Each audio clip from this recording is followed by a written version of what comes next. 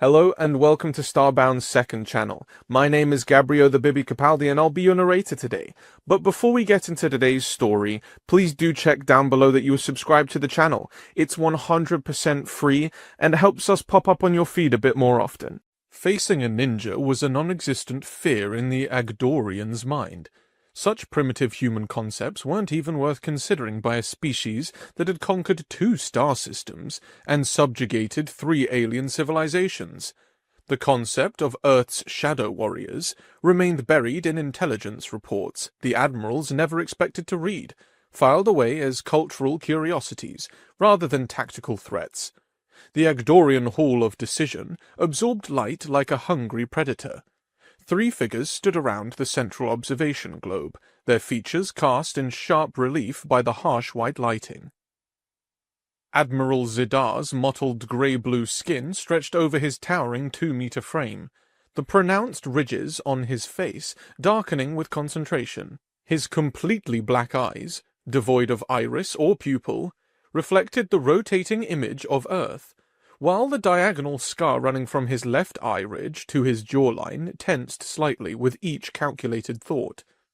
Beside him, Admiral Halar's shorter but powerfully built form shifted impatiently, his broad shoulders moving under his ceremonial armor, the missing 2 fingers on his left hand, a battle trophy he wore proudly, drummed an irregular rhythm against the dark metal table. Admiral Lodir completed the trio. His unusually smooth skin, a mark of noble Agdorian birth, was slightly darker than the others. "This primitive world hardly seems worth our time," Admiral Halar said, his broad shoulders shifting impatiently. "Look at them, squabbling over resources, fragmenting into competing power blocks. They can barely maintain their orbital platforms. Yet their advancement trajectory is concerning," Admiral Lodir interjected, adjusting the ceremonial jewelry embedded in his wrists. "We should not dismiss this variable as a threat vector." Zidar manipulated the controls embedded in the circular platform that surrounded the observation globe. The image of Earth transformed into a data projection. 3 standard cycles ago, humans learned how to mine resources in their asteroid belt. A heavy silence fell over the chamber. Lodir's fingers tightened on his armrest. "Hard to believe," Halar growled. "Our surveys indicated they can barely go to space." "Our surveys were evidently flawed," Zidir replied evenly. "More concerning than their skill to reach space is their extraction methodology." He expanded a section of the display, showing automated mining equipment harvesting metallic formations from an asteroid's interior. "Their fully automated systems operate 30% quicker than our current methods." Lodir leaned forward, his political instincts immediately recognizing the implications. "This would devastate our position within 2 decades.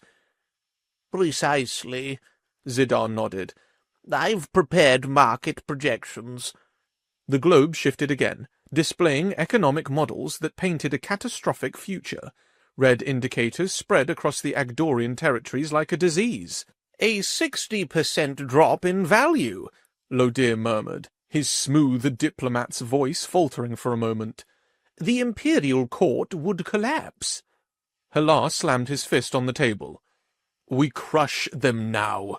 A single fleet could reduce their orbital installations to debris." "The Galactic Council would not look favorably on open warfare against a developmental species," Lodir cautioned. "Also, don't expect the war to be easy. You wouldn't believe how much they spend on military technology." "There are more subtle approaches," Zidar interrupted, his scar darkening as he frowned. "Targeted elimination of key leadership and scientists would set them back decades." Lodir's expression shifted from concern to calculation. "The Emperor might approve of such a measure, provided it remains untraceable." "Show me their defenses," Halar demanded. Zidar's long fingers touched the controls, bringing up intelligence reports on Earth's security systems and power structures. The three admirals fell silent as they reviewed the information, detailed dossiers on Earth's nations, military capabilities, and technical development. "Their political structure is unwielding," Lodir observed. "This United Nations appears to be their unified government, but it lacks centralized authority." Halar snorted. "Look at these documentaries they broadcast. Their elite warriors wear colorful costumes and operate with no command structure." "Superheroes," Zidar clarified. "According to preliminary cultural analysis, Earth relies heavily on these exceptional individuals for defense. Likely an exaggeration." "Individuals can be defeated," Halar continued, examining technical specifications displayed on the globe's surface. "Our stealth technology would be completely invisible to their sensors." "Then we have an agreement."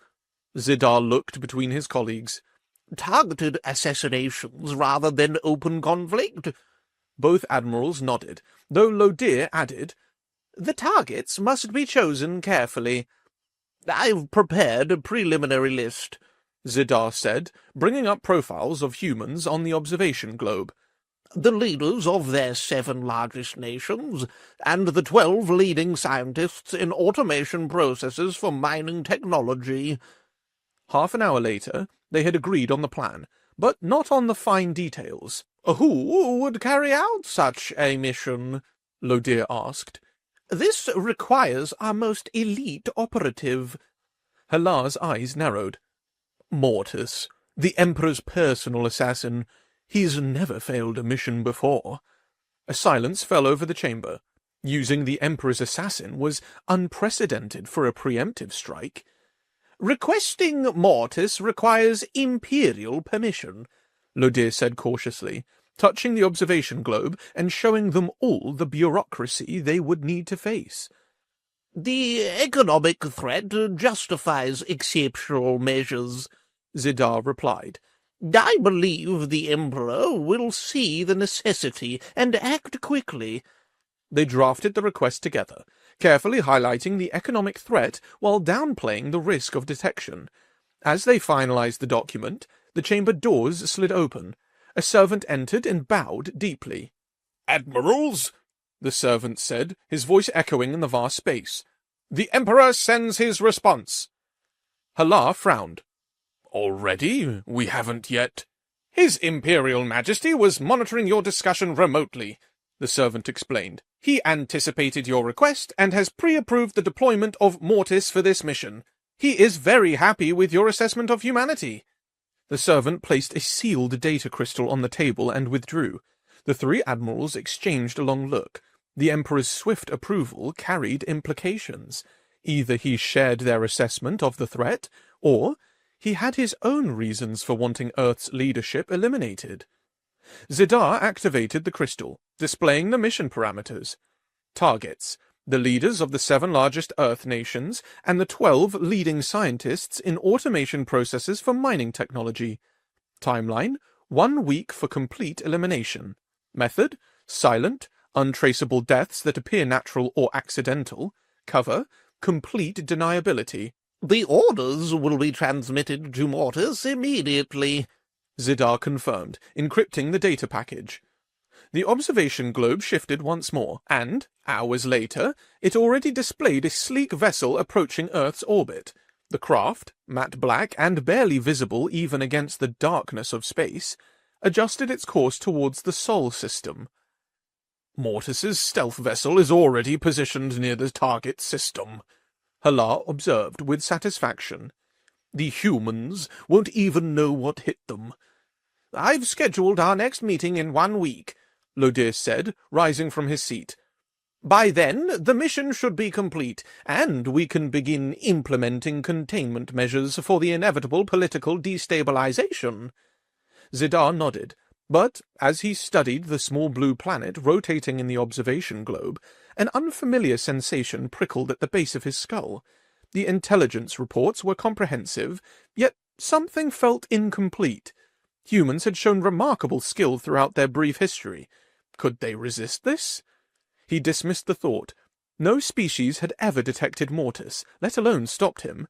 The assassin's record was perfect across 17 major operations.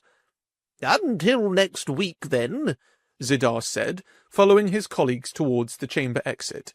As they reached the doorway, the image in the observation globe changed, showing Mortis's vessel entering Earth's orbit. A transmission indicator blinked on the console.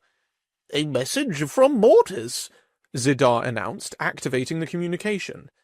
A modulated voice filled the chamber.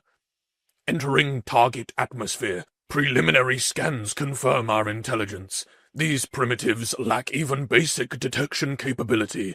This will be the simplest mission yet." The transmission ended, and the three admirals departed from the Hall of Decision, satisfied that Earth's technological threat would soon be eliminated. Behind them, the observation globe continued to display the small blue planet, still turning, still unaware of what was coming. Or so they believed. The Agdorian Hall of Decision felt colder than it had a week before. The same dark chamber that had hosted confident planning now harbored an atmosphere of tense uncertainty. The observation globe at the center now displayed only static, a visual representation of the silence that had fallen over the mission. Admiral Zidar entered the hall precisely on schedule, finding his colleagues already seated, their postures rigid with concern. The two admirals had moved closer together at the decision table, as if proximity might protect them from an unseen threat. "A report?" Lodir demanded, forgoing the usual formalities. Zidar's facial ridges darkened as he manipulated the controls of the observation globe. "All communications with Mortis have ceased approximately 6 standard hours after planetary insertion. The final transmission indicated preparations for the first elimination. Unsuccessful mission in all likelihood." "Equipment failure?" Halar suggested, but his voice lacked conviction. "I've run analysis on all reports," Zidar replied. "The stealth vessel's transmission has ceased from all detection grids. I cannot locate it anywhere in Earth's vicinity." Halar slammed his fist against the table, the impact echoing through the chamber. "Impossible! These primitives couldn't possibly have detected our stealth technology, let alone neutralized Mortis." "Perhaps it was operator error?" Lodir suggested, his smooth diplomatic tone at odds with the tension in his posture. "Mortis may have disabled communications for tactical reasons." Zidar gestured towards the observation globe, which now displayed multiple small windows showing human news broadcasts. "All targeted individuals remain alive and unharmed.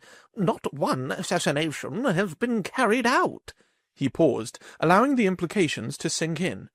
"The mission has failed." The silence that followed was profound. Mortis had never failed. In 17 operations across multiple star systems, the assassin's record was perfect. The concept of failure was so foreign that none of the admirals had considered contingency plans. "Show me the data," Lodir finally said, eyes narrowing. Zidir manipulated the controls, and the observation globe shifted to display cultural data about Earth. "My preliminary analysis suggests we may have underestimated certain aspects of human society." The globe displayed images of human entertainment media, specifically focusing on various depictions of stealthy warriors in dark clothing. "Humans have an entire cultural archetype dedicated to assassination and stealth combat," Zidar explained.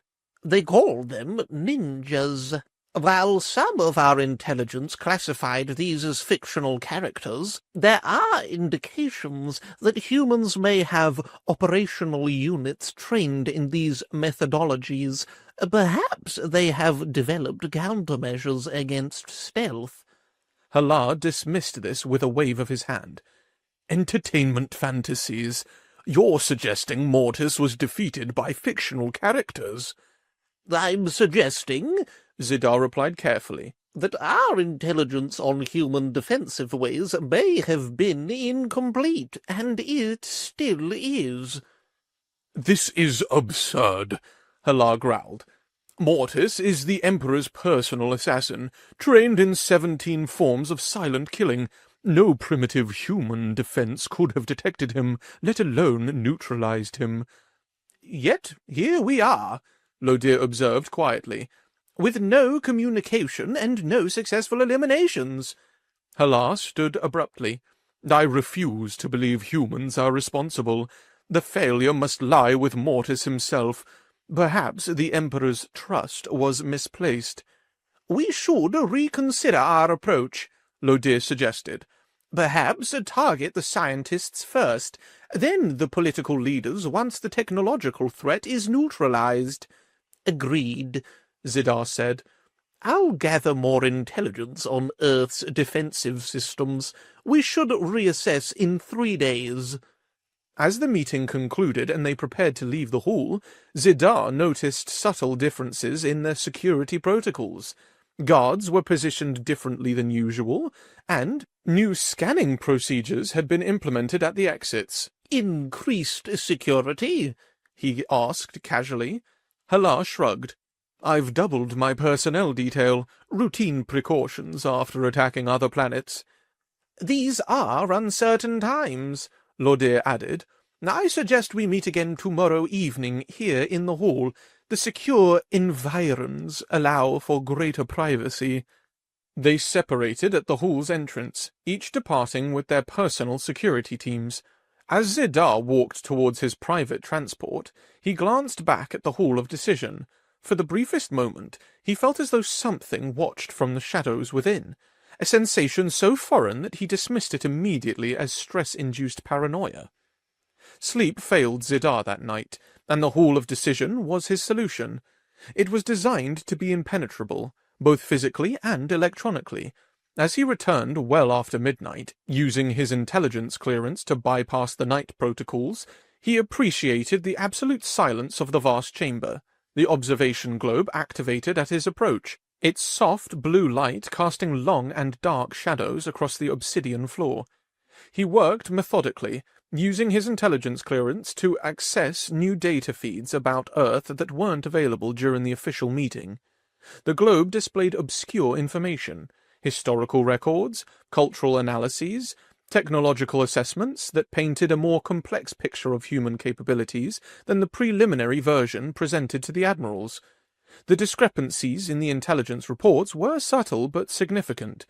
Humans were more advanced in certain technologies than previously believed, particularly in areas related to stealth detection and counter-infiltration measures. Their military structures were far more sophisticated than the chaotic systems described in the official reports. A soft alert chimed from the decision table's monitoring system. Zidar glanced at the notification. Missing security person in the building's exterior. He activated the security feeds, scanning the corridors outside. Nothing appeared unusual, yet the sensors continued to register anomalous readings. He sent a command to the security team to investigate, continuing his research while awaiting their report. Minutes later, the response came.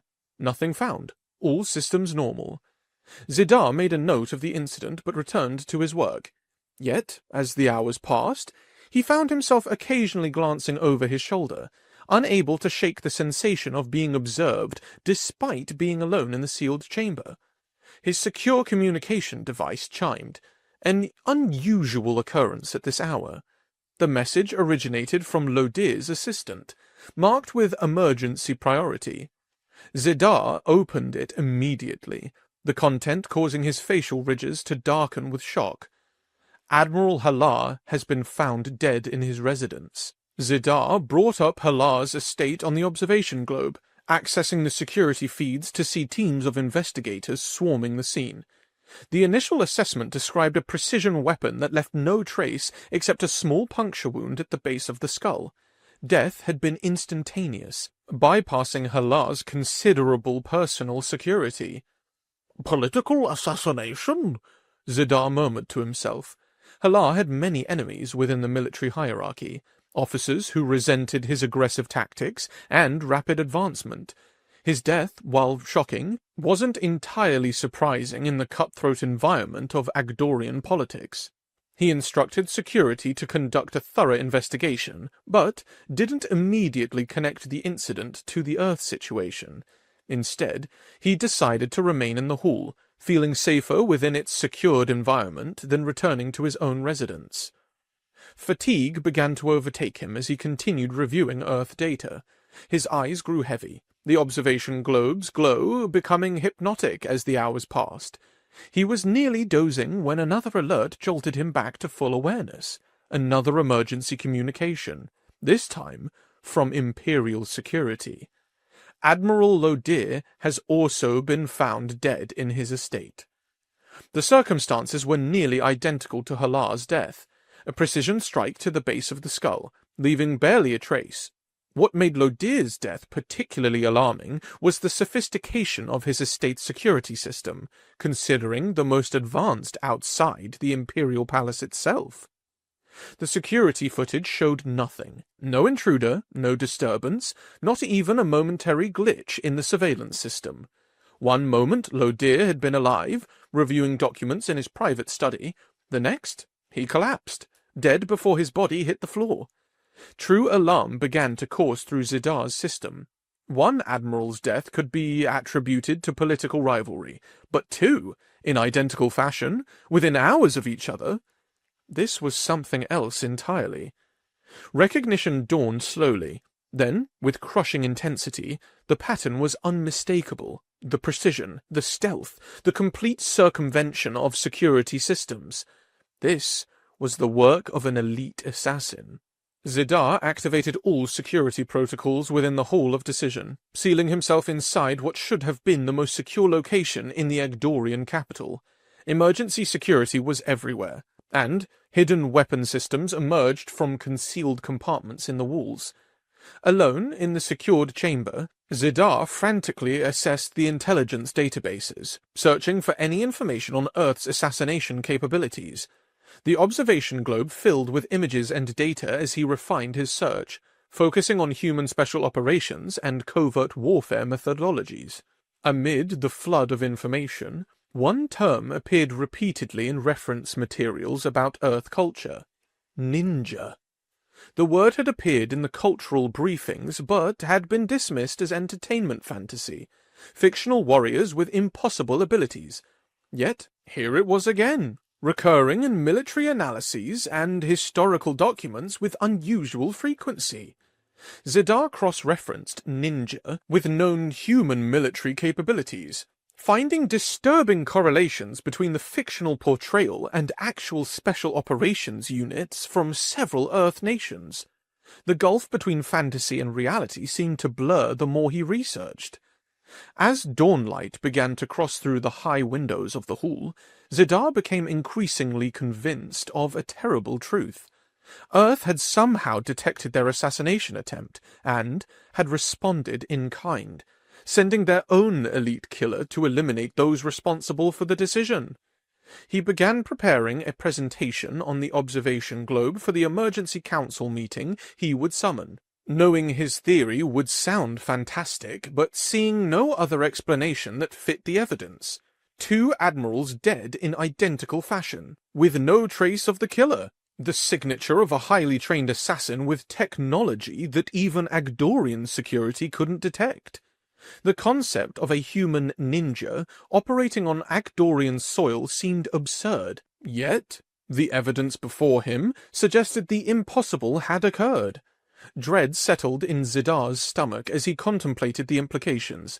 If Earth possessed both the technology to detect Mortis and the capability to send an assassin that could penetrate Agdorian security, then the entire assessment of human capabilities was catastrophically wrong. The emergency council meeting was scheduled for 2 hours hence. Zidar wondered if he would live to attend it. He activated his communication device, sending an immediate alert to the High Council security team. Potential infiltration of the central government complex. Unknown assassin, extremely dangerous. Implement maximum security protocols for all council members. The response came almost instantly. Security alert acknowledged. All council members are being moved to secure locations. High Council chamber being prepared with enhanced countermeasures. Your security team is en route to the Hall of Decision. Zidar stepped away from the observation globe, moving to the center of the chamber where visibility was best in all directions. His hand rested on his ceremonial sidearm, a gesture that felt futile against an enemy who had already eliminated 2 admirals in their most secure residences. "I know you're here," he said aloud, his voice echoing in the vast space. "I don't know how you've infiltrated our world, but I know why you've come." Silence answered him. The shadows in the corners of the chamber seemed deeper than they should be, despite the brightening dawn light from the windows above. "Your mission is logical," Zidar continued, turning slowly to survey the entire chamber. "We targeted your leaders, so you eliminate those responsible for the decision. Classic counterintelligence doctrine." A whisper of movement caught his attention, so subtle it might have been imagination. Zidar rotated toward it, weapon raised. "The High Council is gathering," he said, louder now. "They'll want to hear about Earth's response, about you, the ninja." A sound, barely perceptible, from behind him. Zidar spun, but saw nothing. "Your cultural documentation doesn't do justice to your actual capabilities," he continued, backing toward the decision table. "We severely underestimated your technological level and your covert operations exercise." His security team would arrive soon, if he could maintain the standoff until then. The lights in the Hall of Decision flickered momentarily, plunging the chamber into darkness for a fraction of a second. When they returned, nothing had visibly changed, leaving him staring at nothing. The High Council chamber dwarfed the Hall of Decision in both size and grandeur. Massive metal reliefs depicting the conquest of various worlds decorated the walls, illuminated by harsh lighting that cast no shadows. The chamber had been designed to inspire confidence and security. Today it failed at both. Armed guards stood at each entrance, more numerous than protocol demanded. Energy security robots hovered at strategic points, an unusual security measure for council meetings. The councillors themselves appeared tense, many having arrived with personal security details that now waited outside the chamber. Zidar surveyed the assembled High Council from his position near the central platform. 30 senior leaders representing various aspects of Agdorian society filled the ornate seats arranged in concentric circles. Military leaders wore ornate armor denoting their campaigns and victories. Scientific directors with modified cranial structures sat rigidly, their expanded brain capacity visible in their elongated skulls. Grand Councillor Zerax occupied the central position, ancient even by Agdorian standards. His pale, almost translucent skin stretched over a frame supported by an exoskeleton that kept him upright and amplified his weakened voice. His eyes, clouded with age but sharp with suspicion, fixed on Zidar as he approached. "Admiral Zidar," Zerax's amplified voice carried through the chamber. "The Council awaits your explanation for this emergency session." Security Director Malk stood beside Zerax. Heavily modified with obvious cybernetic enhancements, his replacement arm housed various weapons and scanning tools that continuously probed the chamber. "The security situation has been explained to the Council," he said. 2 admirals dead in circumstances that suggest high-level infiltration." "Not just infiltration," Zidar replied, taking his position on the central dais. "Targeted assassination for those specifically involved in the Earth operation." Murmurs rippled through the assembled councillors. Rumours had spread quickly about the deaths, but the connection to Earth was new information to many. "Explain," demanded Zerax. Zidar activated the central observation globe, larger than the one in the Hall of Decision, but functionally identical. 1 week ago, Admirals Hala, Lodir, and I authorized a covert operation targeting Earth leaders and key scientists. The mission was assigned to Mortis." The murmuring intensified. The Emperor's personal assassin being deployed against a primitive world was unprecedented.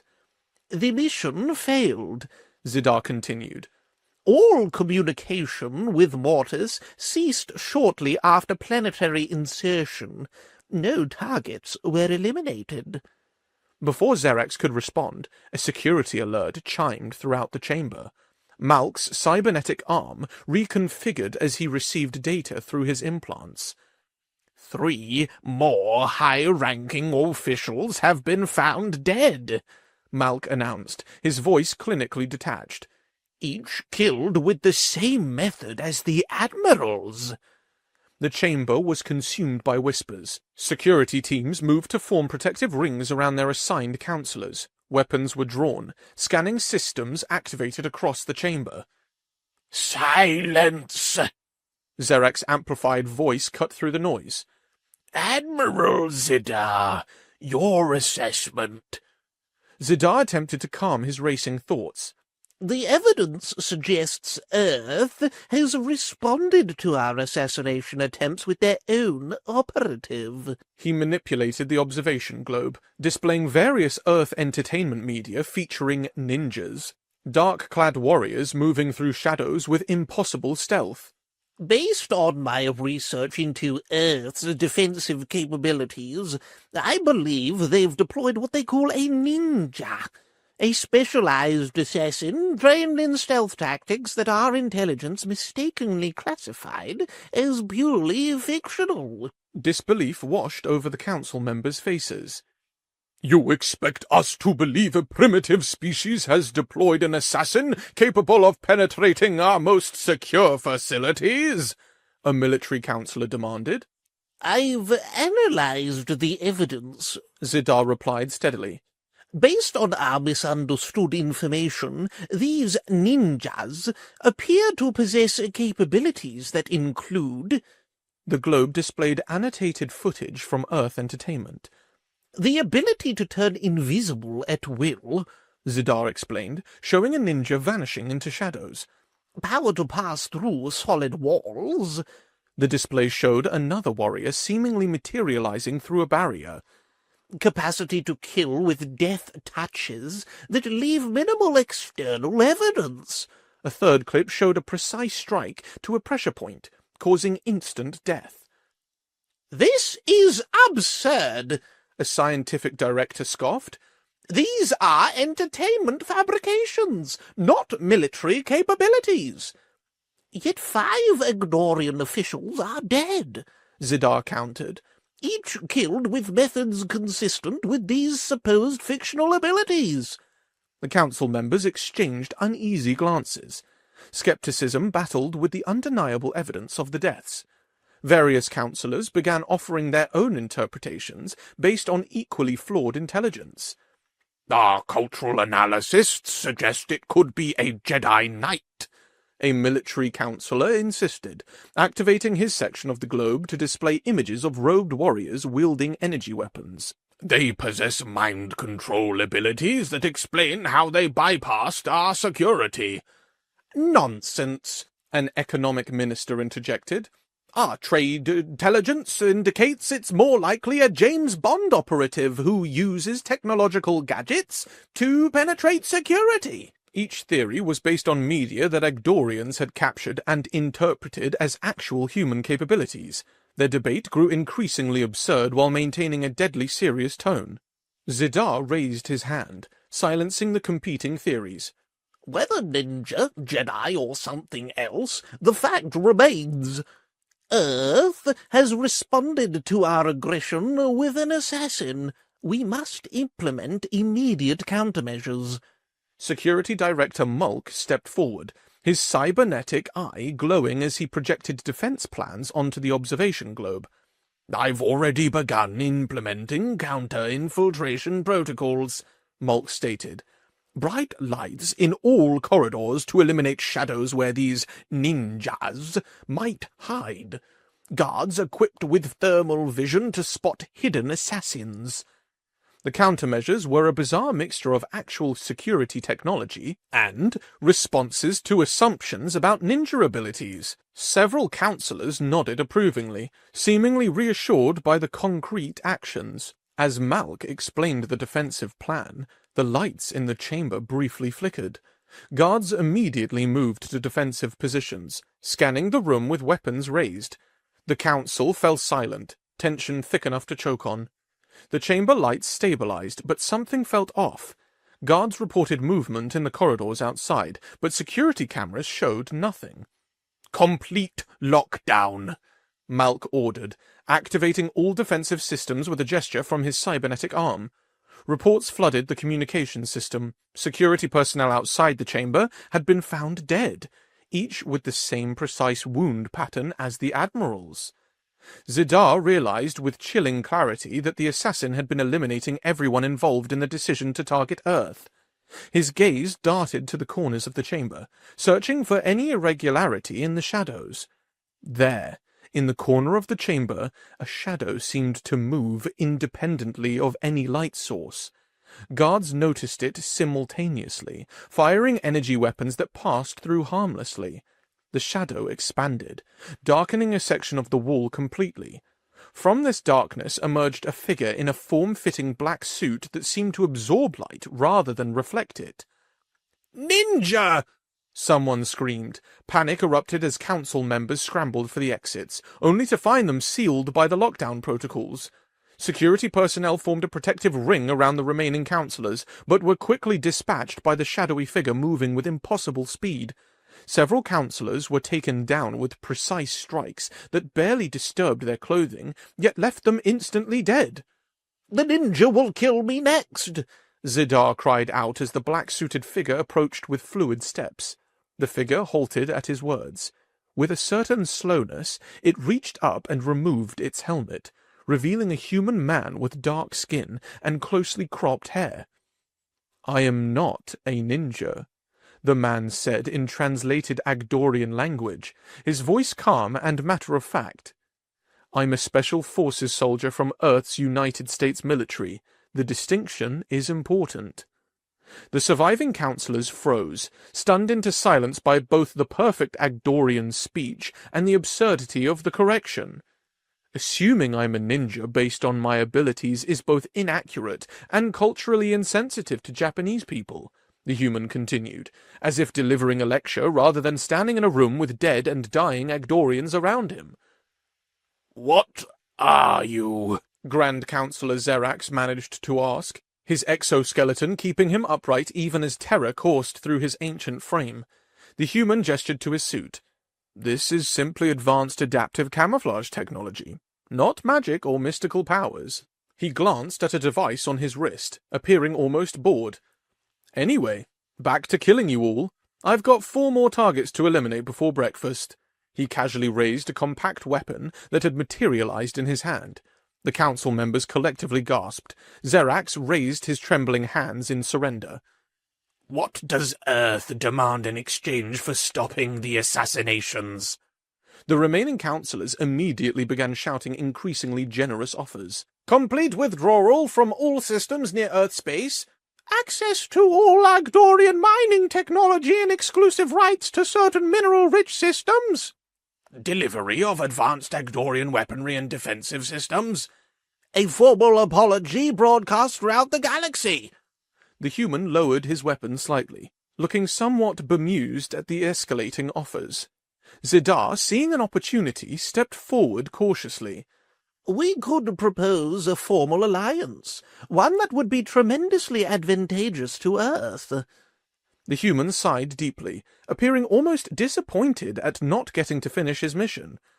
"My bosses might get mad if I don't inform them of these offers." He holstered his weapon with a fluid motion. "You should probably stop attempting mafia games and assassinations when you clearly suck at this. It will only end badly for you." Within hours, the surviving council members voted unanimously to accept Earth's terms without even fully reading them. A formal diplomatic delegation from Earth would arrive within 1 week to finalize the agreement. Before departing through the same shadow portal he had arrived through, the human paused beside a trembling guard.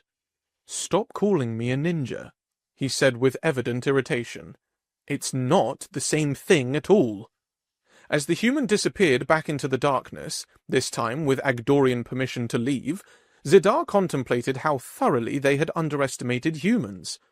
The council began preparations for the diplomatic meeting, ordering comprehensive research on actual human culture and capabilities. Zidar found himself tasked with the protection of the diplomatic team, having somehow shown the most accurate understanding of the situation. He made a personal note to learn the distinction between ninjas, special forces, and other human combat specialists before the Earth delegation arrived. Sometimes survival depended on the smallest details, like knowing when to surrender to a man in black who could kill you 17 different ways, but mostly annoyed by your poor grasp of Earth's cultural distinctions.